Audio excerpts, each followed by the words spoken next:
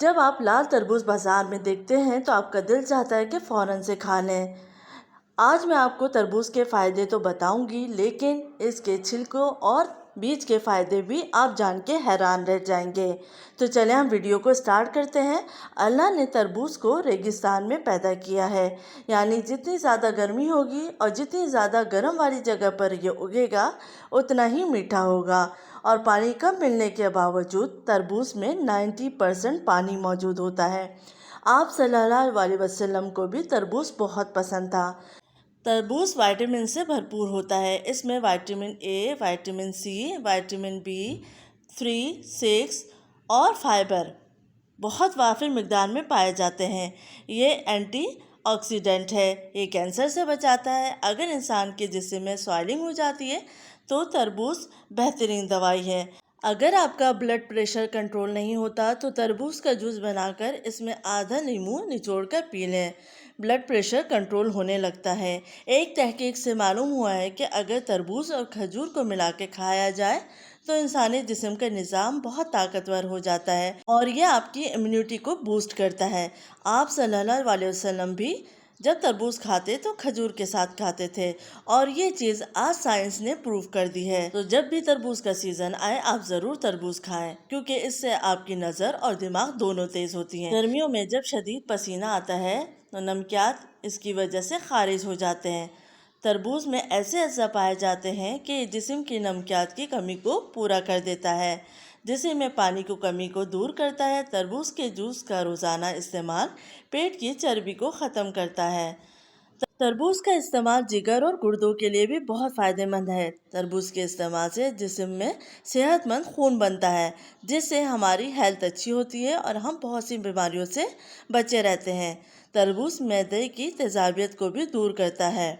اب اگر تربوز کے چھلکے کی بات کی جائے تو تربوز کے چھلکوں کے اندر سب سے زیادہ وائٹامن سی اور وائٹامن اے پایا جاتا ہے، جو کہ آپ کی اسکن کے لیے بہت فائدہ مند ہے اور بالوں کے لیے بھی بہت فائدہ مند ہے۔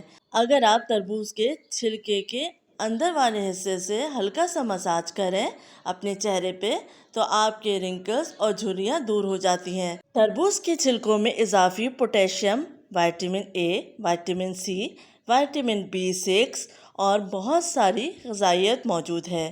تربوز کے چھلکے حاملہ خواتین میں حمل کے دوران سوجن کو کم کرتے ہیں، بچے کی صحت کو بہتر بناتے ہیں، الٹی اور متلی کو دور کرتے ہیں۔ حاملہ خواتین میں حمل کے دوران سوجن کو کم کرنے میں یہ بہت مددگار ثابت ہوتی ہے۔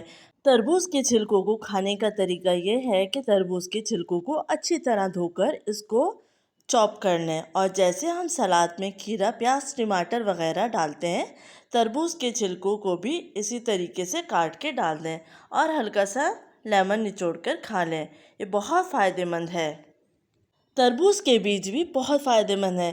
جن کو السر ہے، اگر وہ تربوز کے بیج کو سکھا کر چھلکے سمیت اس کا پاؤڈر بنا لیں اور دوائی کے طور پر استعمال کریں، اور تھوڑا سا دودھ یا پانی لے کر اس میں 1 ٹی اسپون تربوز کے بیج کا پاؤڈر ڈال کر 3 سے 4 دن استعمال کریں، یہ بہترین دوائی ہے۔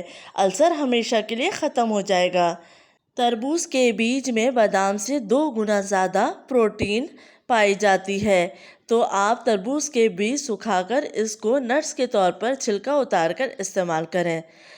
صرف تربوز کھاتے ہوئے ان باتوں کا خیال رکھنا ہے کہ تربوز کھانے کے فوراً بعد پانی کا استعمال نہ کیا جائے، اور تربوز کھانے کے بعد چاول نہ کھائے جائیں، یہ نقصان دہ ہے۔ شوگر کے مریضوں کو تربوز کا کم استعمال کرنا چاہیے، لیکن جن کو شوگر نہیں ہے وہ تربوز کا استعمال ضرور کریں تاکہ ان کو شوگر نہ ہو۔ تو تربوز آپ کو ہر طریقے سے فائدہ دیتا ہے، چاہے وہ تربوز کا گودا ہو، اس کے چھلکے ہوں یا بیج۔ تو امید ہے آج سے تربوز کھانے کے بعد نہ آپ اس کے چھلکے پھینکیں گے اور نہ ہی بیج، اور ان تمام چیزوں کا استعمال کر کے ایک صحت مند زندگی گزاریں گے۔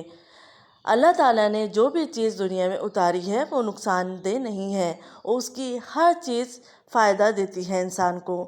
امید ہے آپ کے لیے یہ ویڈیو بہت فائدہ مند ہوگی۔ اپنا خیال رکھیے گا، ہیلدی رہیں، ہیپی رہیں۔ اللہ حافظ۔